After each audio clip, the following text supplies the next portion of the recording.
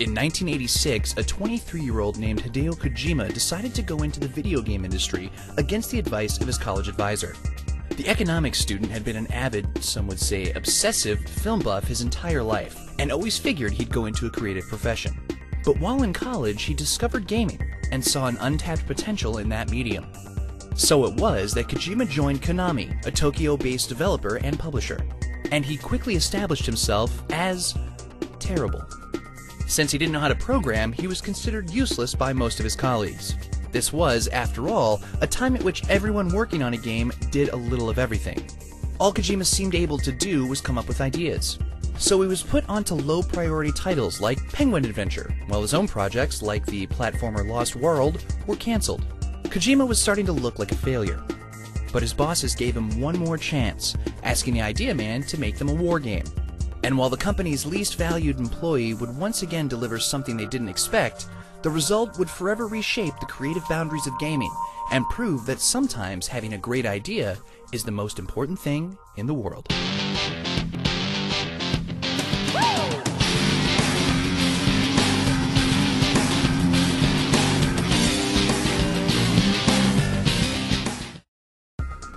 At the time, Kojima was tasked with making games for the popular MSX line of Japanese home computers.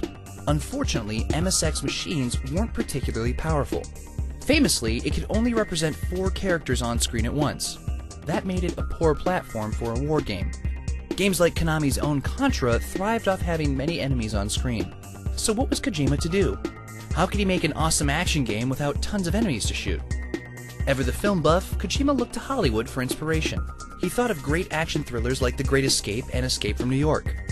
It gave him an idea, to make a game based on the white-knuckled tension of sneaking past guards, as opposed to the adrenaline-soaked action of Contra. Still, Kojima figured that simply escaping from a prison wasn't exciting enough, so he flipped it. The player would have to sneak into an enemy base. Once there, the main character would not be a muscle-bound commando with infinite ammo. Rather, he would start with nothing but a pack of cigarettes, having to scrounge for weapons and ammo wherever he could while avoiding detection. This idea that gameplay could be centered on stealth and planning rather than action and twitch reactions had never been seen before, and was almost never seen at all. Konami's executives didn't like the idea. They wanted something more recognizable, like Contra. In their eyes, their problem employee was just acting up again. Fed up with the red tape and the apparent lack of any will to innovate, Kojima nearly quit the company altogether. Fortunately, he went to one of his bosses first, who encouraged Kojima to stick it out and remain true to his vision. He gave the young developer some advice on talking to executives, and armed with this, Kojima went back to his superiors and managed to secure a green light. The world's first stealth game was a go. Kojima's love of film and endless stream of ideas soon resulted in a deep and involved storyline, or at least one that was deep and involved for 80s action games. Lots of dialogue and well-thought-out characters were written into the game. Kojima felt that this was necessary to give players a sense of context in the world, and to justify why they were sneaking into the space in the first place. So it was that our hero, Solid Snake, named after Snake Plissken from Escape from New York, must follow in the footsteps of another commando whose last message only read, Metal Gear. What followed were a series of twists and turns that ended with the hunt for the Metal Gear itself, a weapon of mass destruction that lent its name to the game. Metal Gear released in 1987 for the MSX2. The box art revealed Kojima's love of Hollywood yet again. Solid Snake's portrait was just a still of Michael Biehn from the first Terminator movie. Metal Gear later got a port for the Nintendo Entertainment System as well. Both versions, to Konami's relief, sold well. Players loved the more tactical approach of the stealth game. Kojima had created a unique atmosphere for his game. The tension that infused every frame of the experience pulled gamers in and never let them go. And then, Kojima let it go. He'd finally proven his value to the company and released a game, and he'd done it without compromising on his artistic principles. That done, he was ready to move on to the next game. In his mind, Metal Gear was finished. As it turned out, the artist forgot he was working for a business. And the business liked how Metal Gear had sold, and ordered another one. So it was that without any advice from Kojima, without even telling Kojima they were doing it, another team at Konami made a sequel. 1990's Snake's Revenge was designed specifically for Western markets, after the Nintendo part of the original had done well there. However, since none of this team had worked on the first game, they didn't get what made it special. So the game they cranked out was a fairly bland Me Too action game. It had nothing particularly to do with the storyline, or the gameplay, or anything else, other than the general idea of breaking into a base with a guy named Snake. In retrospect, the game is largely ignored by fans and is not considered canon. That said, the team lead on the sequel was actually himself a big fan of the original Metal Gear. And one day, he happened to hop on a train with Hideo Kojima. He told Kojima what he was doing, but confessed that he'd rather see Kojima making a sequel himself. He encouraged him to do just that. So it was that 1990 saw another Metal Gear sequel, Metal Gear 2: Solid Snake. This game was made by Kojima, who chose to continue on from the story and gameplay of his original while paying no heed to Snake's revenge. And at that, it succeeded brilliantly. The stealth mechanics were more involved, the inventory was much larger, and the storyline more intricate. Metal Gear 2 dove deep into its plot and its characters, something few to no action games ever did. Story was traditionally for role-playing or adventure games. Kojima simply ignored the established wisdom and made the game he wanted to. Combined with the pitch-perfect tone and nail-biting tension, and Metal Gear 2 was quickly recognized as a masterpiece of 8-bit gaming by all who played. There was only one problem: not that many people played it. Unlike Snake's Revenge, which was on the NES, Metal Gear 2 was only ever released on the MSX2, and was therefore never seen by Western audiences. On top of this, Metal Gear 2 was an 8-bit game in a 16-bit era. Japanese audiences, the only people who could actually play the game, had already moved on to newer and better machines. As such, Metal Gear 2 was one of those sad games whose excellence was never appreciated. So once again, Kojima stepped away from Metal Gear and moved on to other things. The years ticked by, and Kojima worked on games like Policenauts and Snatcher. Then, in December 1994, Sony released the PlayStation, and changed the face of the industry.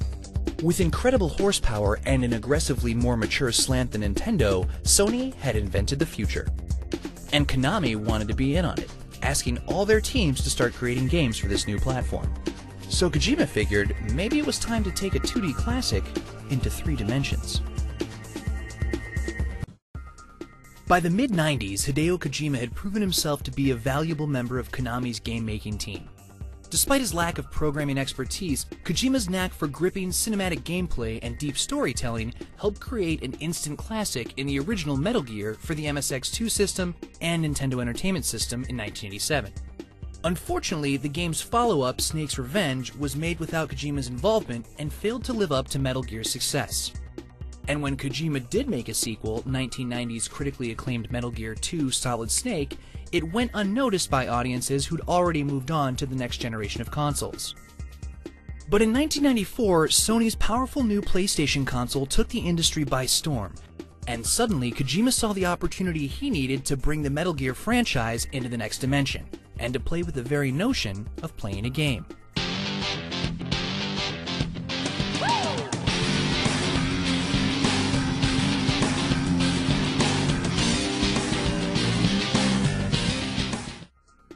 Production on what was to become Metal Gear Solid began in 1995.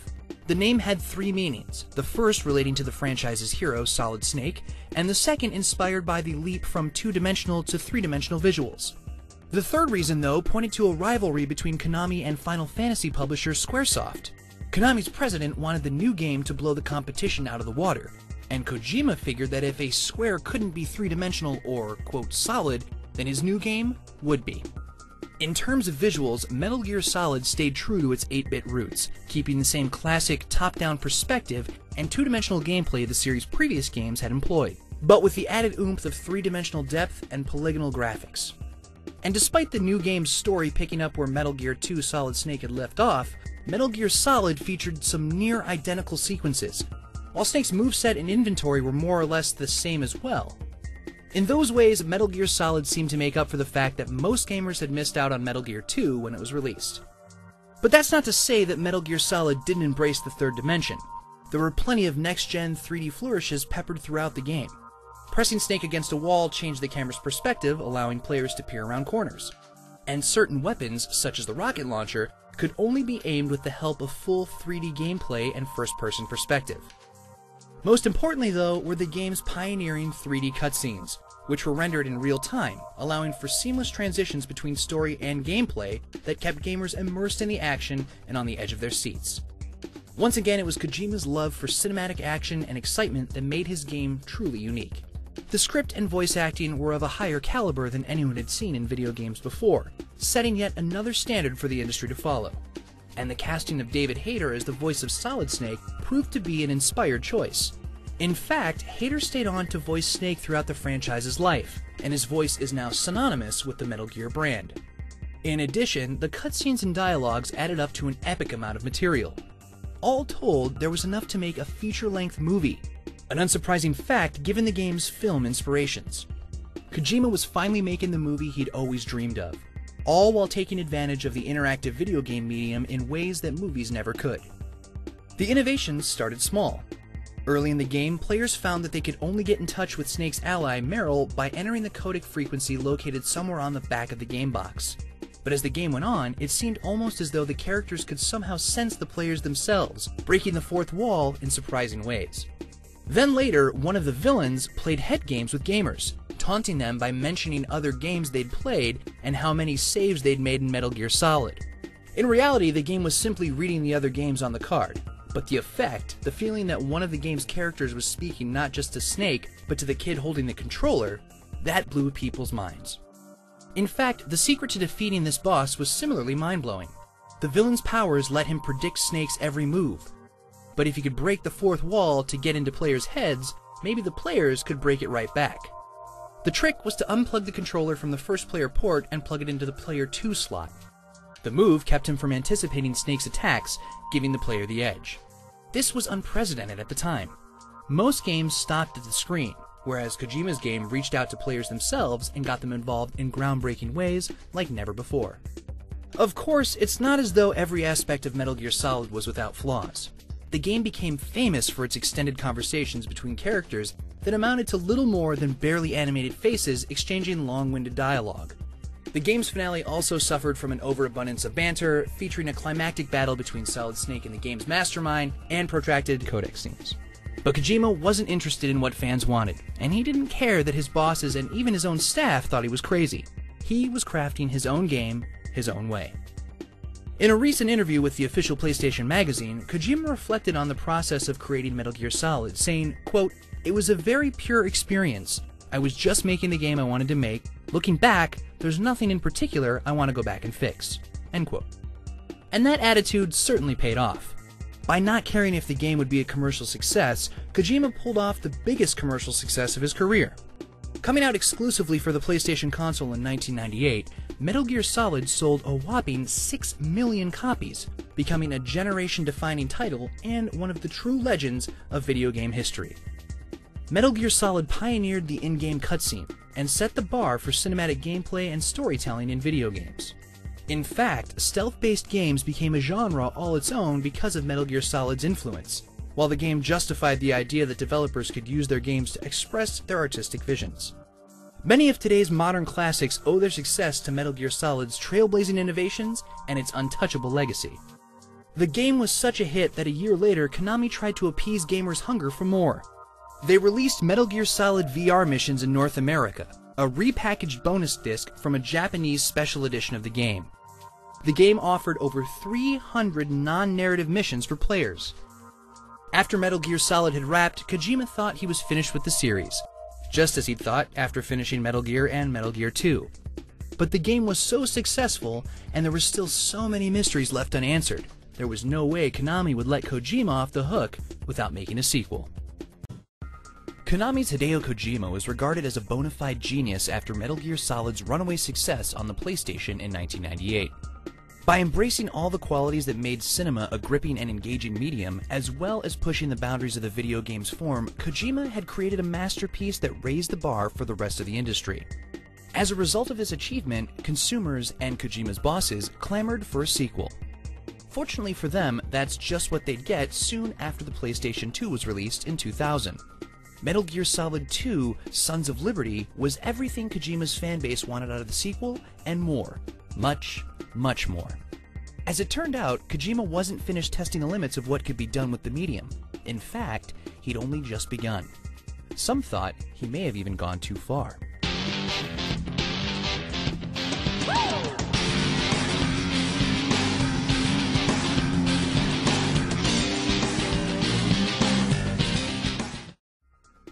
When people finally got their hands on Metal Gear Solid 2 in 2001, it definitely seemed as though it had been worth the 3-year wait. It was regarded as one of the must-buy titles for the PS2, and sported some of the most insanely detailed graphics on a home console yet. Just as the last installment had rendered all of its cutscenes in real time, this new one blew people away with even more impressive in-game cinematics. And that wasn't the only return to form found in the sequel. Like the previous installments in the Metal Gear franchise, gamers played as the legendary Solid Snake, and were tasked with infiltrating a heavily guarded compound controlled by an enemy military.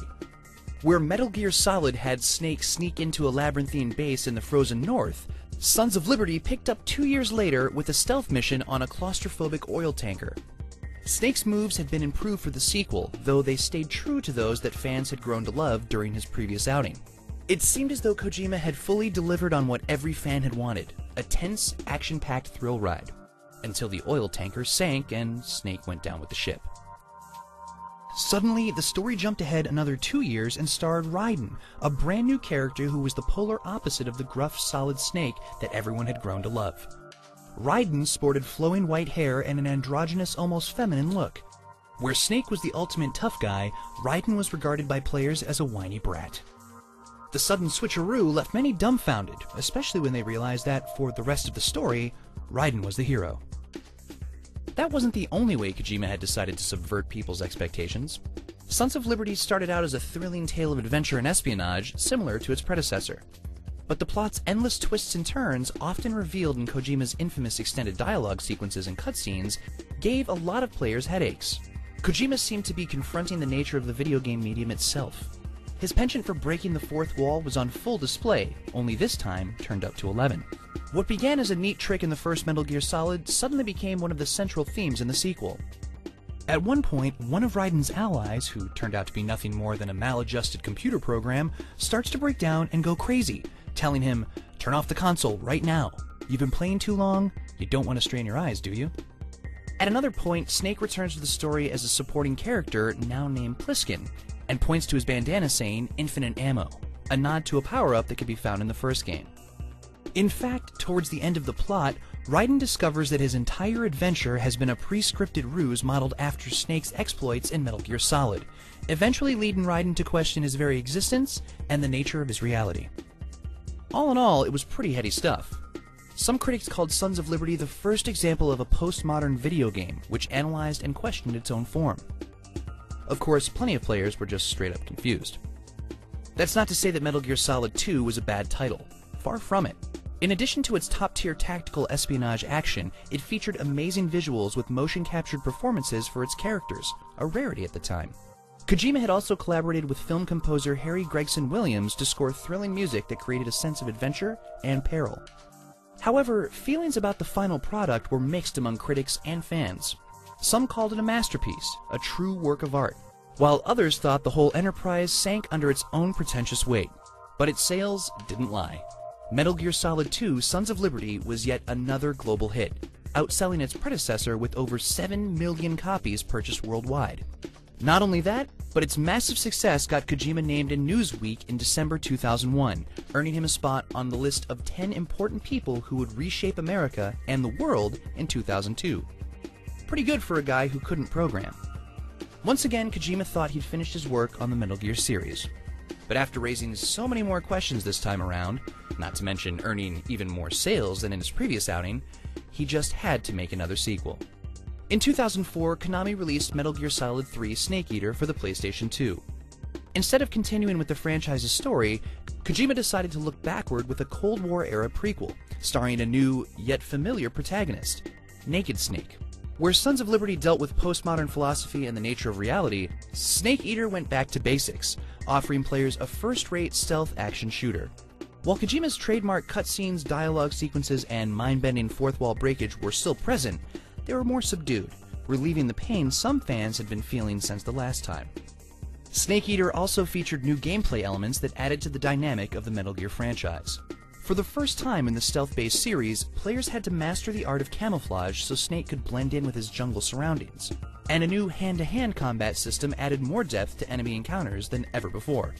A stamina gauge was also added, meaning that to keep Snake alive, he had to eat.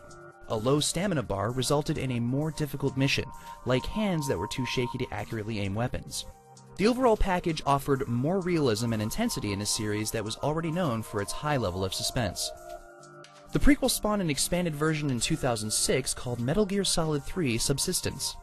This version featured an online multiplayer component appropriately called Metal Gear Online. Up to 8 players took to the jungle, duking it out in deathmatches and battles of high-stakes capture the flag.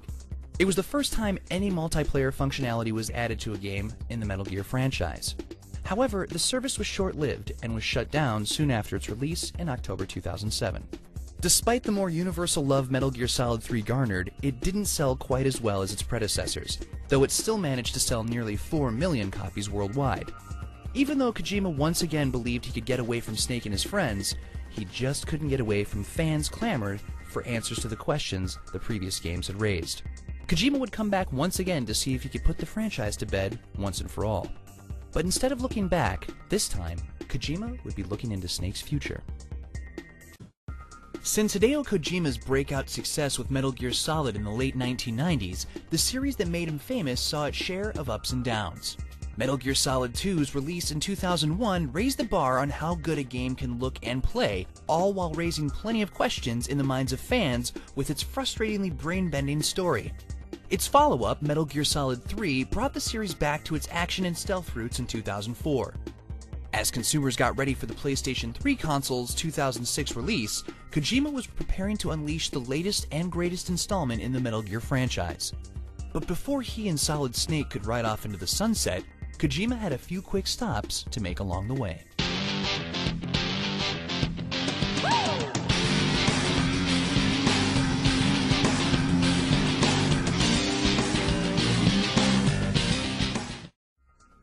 In 2004, the same year Metal Gear Solid 3 came out, Snake was branching out onto other platforms. In March, Konami and developer Silicon Knights teamed up to release Metal Gear Solid: The Twin Snakes for the Nintendo GameCube, a full remake of the original PlayStation classic. Because it was made for a more powerful console, the Twin Snakes offered a significant graphical update from the original. Japanese filmmaker Ryuhei Kitamura was brought on board to create all new cutscenes featuring bullet time sequences and cinematically choreographed fights. The project came about after Nintendo approached Konami with the idea of a remake for the GameCube. Kojima and Nintendo legend Shigeru Miyamoto had apparently long admired each other's work, and jumped at the chance to collaborate on the remake. Later that year, Konami released Metal Gear Acid for the PlayStation Portable. But while it bore the series name and starred Solid Snake, Acid was a radical departure from what had come before. Instead of a traditional action stealth adventure, Acid was a tactical, turn-based trading card game. Likewise, the story had little to do with the previous exploits of Solid Snake, featuring a brand new cast of characters and seemingly taking place outside of the franchise's larger continuity. While Kojima was credited as a producer of Acid, he neither wrote nor directed the game. Even still, Konami released a sequel for the PSP a year later. Then in 2006, Kojima took a more active role in Metal Gear's next outing on the handheld console, producing and shaping the story for Metal Gear Solid Portable Ops. Unlike Acid's card-based gameplay and non-canonical plot, Portable Ops picked up where Snake Eater had left off, giving players control of Naked Snake in a new tactical action title. While Kojima handed directing duties to Masahiro Yamamoto, one of the producers who'd worked on Acid, the game is considered by fans to have a top-notch story and slick controls with beautiful graphics. Without question, the Metal Gear franchise had become one of the juggernauts of the industry, with fans always clamoring for more. And only 2 years after Sony's PlayStation 3 came out, more was what they'd get. But not without a little drama along the way. Kojima had often toyed with the idea of retiring from the Metal Gear franchise. But when he announced that he'd be passing the directing duties of the new game to his Konami colleague Shuyo Murata, the backlash was severe. Kojima had since revealed that some extreme fans had sent him death threats over the plans to limit his involvement in the new game. In response, Kojima decided that co-directing the project with Murata might be the best decision, just in case. The staff heard about this and got very nervous, Kojima once said in an interview. Quote, "We talked today as if it were a joke, but at the time, it was not a joke at all. It was serious." But finally, in 2008, Konami released Metal Gear Solid 4: Guns of the Patriots. Kojima reasoned that because the series had been released on Sony's consoles since the original PlayStation, The game that would wrap up the franchise's story should be exclusive to Sony's new system as well. This was the first game to focus on Solid Snake's story in years, since his last solo game was, well, the original Metal Gear Solid. Gamers had suffered through Sons of Liberty's devastating ride and bait and switch, and while Snake Eater, Acid, and Portable Ops all featured guys named Snake, they still hadn't gotten a chance to see what became of their hero from the franchise's beginnings. But true to form, Kojima wasn't about to give his fans exactly what they wanted. He still had some tricks up his sleeve. Picking up 5 years after Sons of Liberty, this new game's Solid Snake was showing signs of accelerated aging, appearing on screen with silver hair, a thick mustache, and even an eye patch. Clearly, this was not quite the guy fans were expecting. And while Solid Snake had returned to the forefront, the gameplay offered yet another mixture of the familiar and the strange. Guns of the Patriots put players in the middle of combat war zones and gave the option of utilizing stealth tactics to complete mission objectives, or to join in the mayhem by shooting and fighting their way to achieve their goals.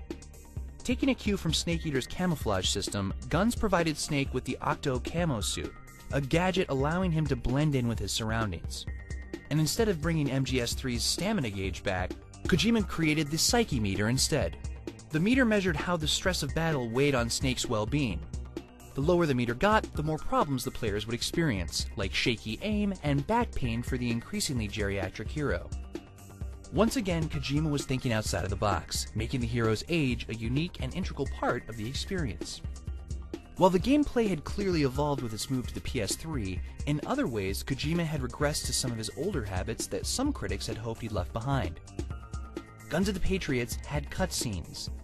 Lots of cutscenes. One critic even estimated that these unplayable sequences comprised roughly half of the entire game experience.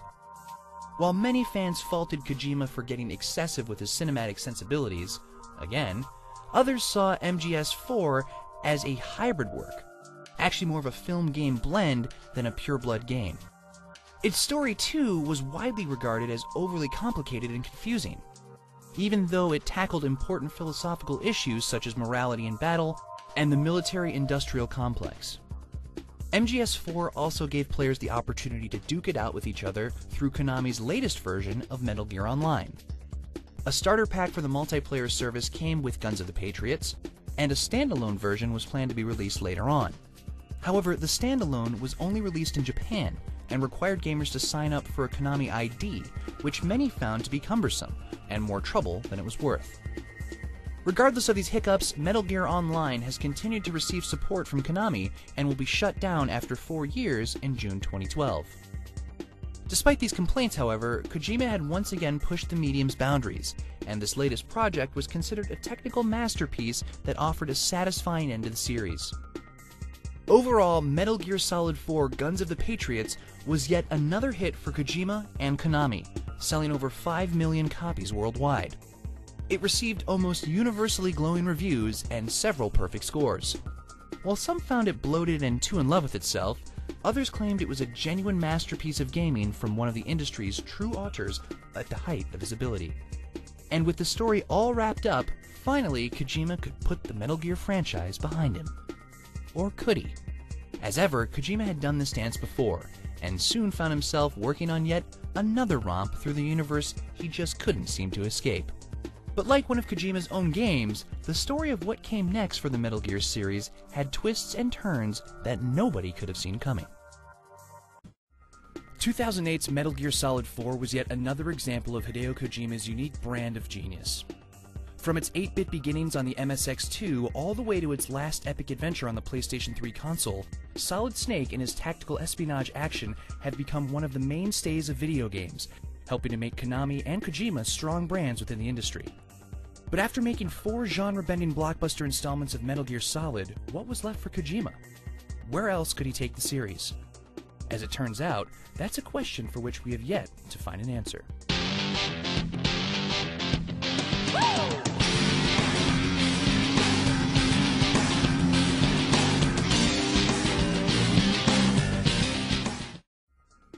In 2009, Konami released Metal Gear Solid Touch for the Apple iPhone, marking the franchise's first appearance on the device and the App Store, as well as Kojima Productions' first mobile project.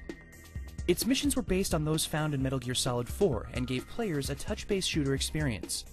But because of the platform's comparatively limited interface, the stealthy gameplay that had been a series mainstay was missing from the package. A year later, Kojima and his team would return to the PlayStation Portable with Metal Gear Solid Peace Walker. This was a direct sequel to Snake's last outing on the PSP, Portable Ops, continuing the prequel storyline started in Metal Gear Solid 3 Snake Eater. But unlike Portable Ops, Peace Walker would actually be directed by Kojima himself. He planned on handing the production reins entirely over to his team, but eventually decided that, quote, it was still a little too early to leave it completely in their hands. In fact, the project was so important to Kojima that it was originally going to be called Metal Gear Solid 5. But as it drew closer to release, the 5 was dropped. Even still, Kojima called it an MGS5 class game. Peace Walker's story bridged the gap between the prequel storyline and that of the first Metal Gear, revealing how MGS3's hero, Naked Snake, ultimately became the franchise's villain, Big Boss. With such an important story, it was no wonder that Kojima made the campaign insanely huge, featuring over 100 side missions and challenges. Each mission also allowed for cooperative multiplayer, a first for the series. Peace Walker proved that even in a small package, Kojima could still deliver the full Metal Gear experience.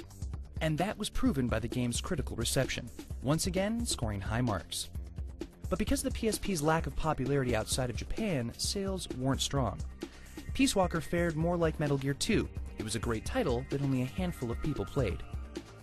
So where did that leave Metal Gear Solid 5? As he had felt so many times in the past, Kojima was ready to leave Snake's world, and this time he was actually getting out. As production on MGS4 was wrapping up in 2008, Kojima and his team began sketching out ideas for a proposed fifth installment in the series. This time, they planned to focus on the activities of some of the characters introduced in Metal Gear Solid 3.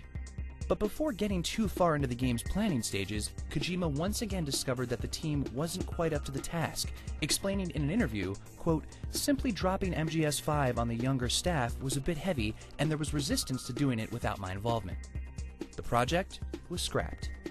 Soon after its cancellation, however, a member of the team suggested a game focusing on Raiden, the character who took over for Solid Snake in Metal Gear Solid 2.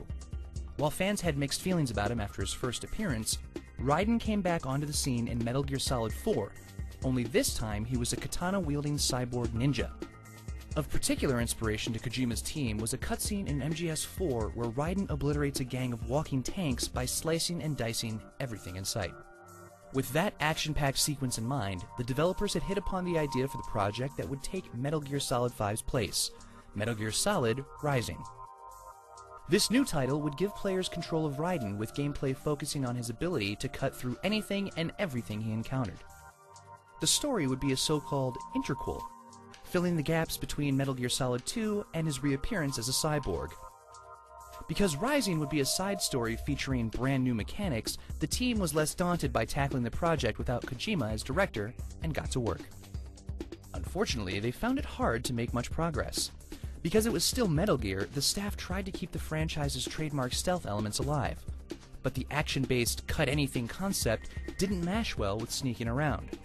Even more troublesome was the fact that giving players the ability to slice through any obstacle made it impossible to create linear levels. Progress on the project slowed to a crawl, then practically came to a stop. Because Kojima had taken on the role of consultant instead of providing a singular guiding voice as the director, Rising was rudderless. The different departments working on it all had different ideas of what the final product should be. Needless to say, it didn't go well. By the end of 2010, Kojima reluctantly decided to pull the plug. But even after canceling Rising, Kojima still wanted the game to see the light of day. His team at Konami, though, had shown that they weren't up to the task. It was time to bring in someone new. At first, he considered some studios outside of Japan, but he reasoned that a game featuring a cybernetic ninja, subjects of particular Japanese specialty, should probably stay in the land of the rising sun. Eventually, Kojima settled on Platinum Games, developers of Bayonetta. Kojima approached Platinum president and CEO Tetsuya Minami at a party and asked if the developer would take a crack at Rising. At first I thought it was a joke, recalled Minami in an interview. Only after Kojima asked him a second time did Minami realize that the offer was really on the table. He accepted the challenge, and Platinum set to work on rebuilding the game from scratch in early 2011. When the developer delivered an impressive alpha build 4 months after taking over the project, which was now being called Metal Gear Rising: Revengeance, Kojima and the rest of his team knew the right decision had been made. Platinum dropped the stealth components, focusing instead on the action-packed cutting elements. In addition, the plot was reworked, taking place several years after the conclusion of Metal Gear Solid 4. While no specific release date has been announced, Revengeance is scheduled to come out in the fourth quarter of 2012. And while fans wait for Revengeance to finally arrive, Konami has made sure to keep the hunger for Metal Gear alive. In late 2011, the publisher released the Metal Gear Solid HD collection for the PlayStation 3 and Xbox 360, with a version for the PlayStation Vita coming in summer 2012. The collection gives gamers a chance to experience Metal Gear Solid 2, 3, and Peace Walker all in one package, and in glorious high definition. Not only that, but a 3D version of Snake Eater was released for the Nintendo 3DS, showing off the world of Metal Gear in ways that had never been seen before. The Metal Gear franchise changed the face of gaming as we know it. It achieved new heights for cinematic storytelling, inspired the creation of the stealth genre, and even pushed the boundaries of how video games can interact with players. Moreover, Metal Gear helped Kojima himself earn incredible success. In 2011, he was named Vice President of Konami Digital Entertainment, taking a bigger role in steering the company than ever before. But now that Metal Gear has finally found its way out of Hideo Kojima's hands, what's next? Will Kojima ever come back to direct another installment in the series? Will the twice-abandoned Metal Gear 5 actually be created? In November 2011, Kojima said in an interview, quote, "I think we'll probably have to make it at some point, but what that will be, we have no idea." Right now, the future of Metal Gear after Revengeance is something of a question mark for fans and creators alike. But don't be surprised if we hear more about MGS5 sooner than Kojima is letting on. After all, Snake has a tendency to take people by surprise.